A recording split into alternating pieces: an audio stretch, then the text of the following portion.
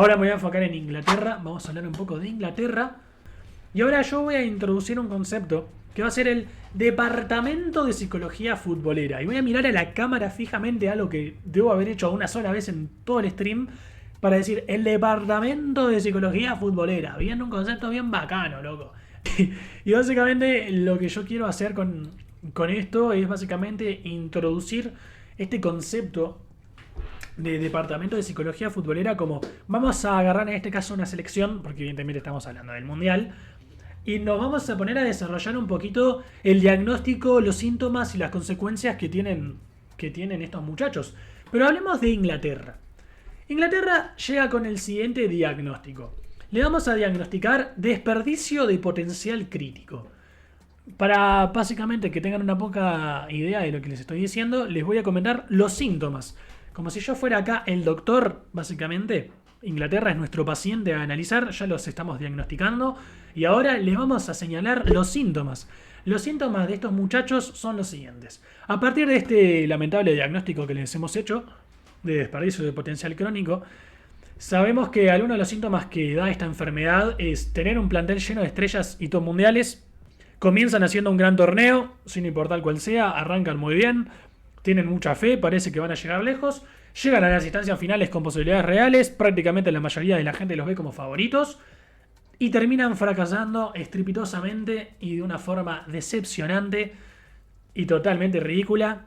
Y después de concluido todo este patrón de síntomas, porque obviamente es una enfermedad que sigue patrones, como la mayoría de veces que ocurre con las enfermedades psicológicas, lo que no puede faltar es repetición. Repiten una y otra vez. Estos muchachos siempre les termina pasando lo mismo. Llegan a las instancias finales, ponen huevo, ponen onda, tienen plantel, tienen todo, y de alguna forma algo los desarma y los hace caer justo cuando parecía que iban a lograr la gloria.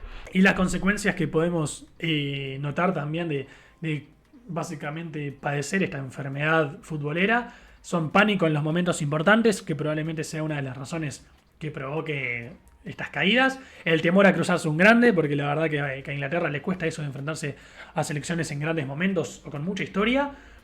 Y la falta de confianza, que obviamente también colabora a que los futbolistas terminen justamente creyéndose que van a terminar quedándose afuera o que no son realmente capaces de seguir. Nuestro pronóstico para Inglaterra en esta Copa del Mundo va a ser reservado. O sea, la verdad que respecto a la enfermedad vamos a ser justamente reservados, pero si no mejora podría darse otro fracaso en cuartos de final en tanda de penales. ¿Y cuál va a ser el tratamiento para mí? ¿Cuál sería el tratamiento para que Inglaterra logre avanzar y no básicamente volver a quedarse a las puertas de un nuevo título? O bueno, por lo menos del intento de un nuevo título. Para mí es ganar una tanda de penales.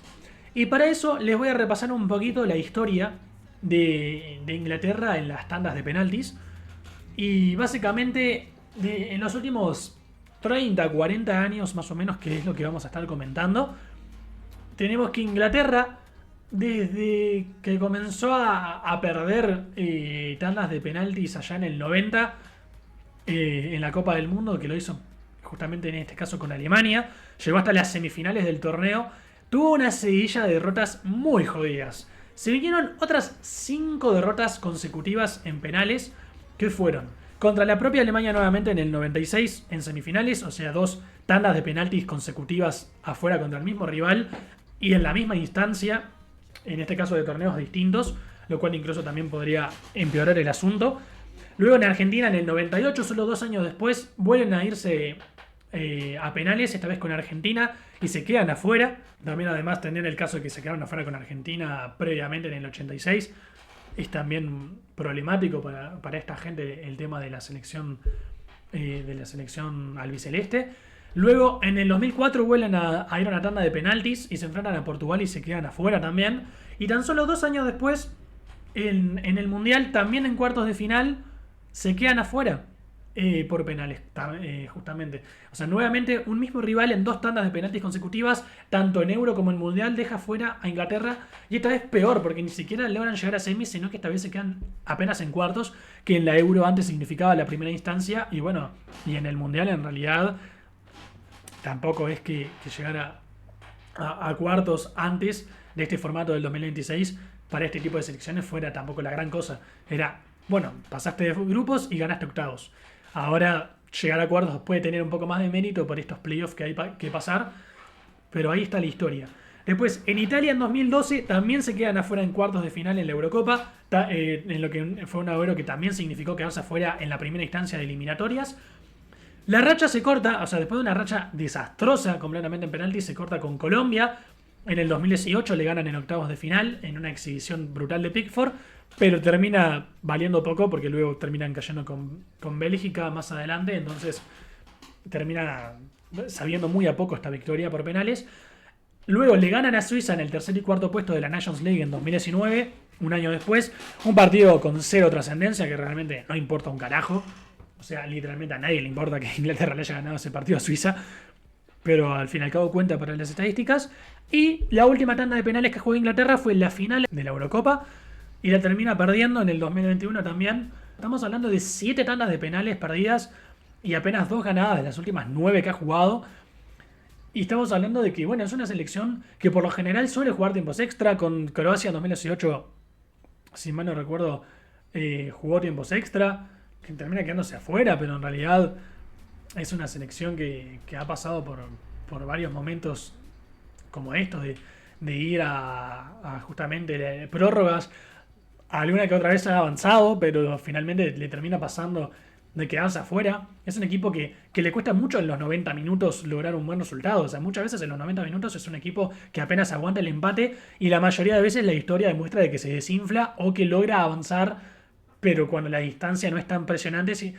Y cuando estamos hablando ya prácticamente de las instancias finales, o sea, cuando estamos hablando pura y exclusivamente de semifinales y final, prácticamente Inglaterra no tiene la capacidad de lograr la victoria que necesita para llegar a la siguiente instancia. Justamente, o sea, estamos hablando que desde el 66 no ganan títulos, o sea, ganaron su correspondiente Copa del Mundo y prácticamente no han podido volver a ser lo que fueron algún día.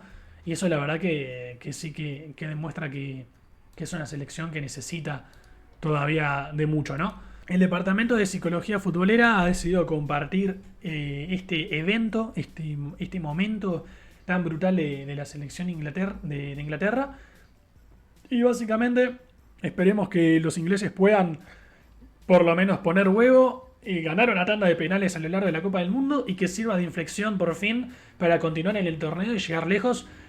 Insisto, yo creo que Inglaterra es una candidata a ganar la Copa del Mundo. No creo que de las más fuertes, creo que Francia y España en este momento están por encima. Pero realmente, si logran superar esta condición, esta enfermedad futbolera, creo que realmente pueden llegar a básicamente superar lo que uno esperaría. Le podemos incluso colocar un índice, estos conceptos también que me están interesando bastante. Yo creo que básicamente le podemos indicar a Inglaterra un índice de humo.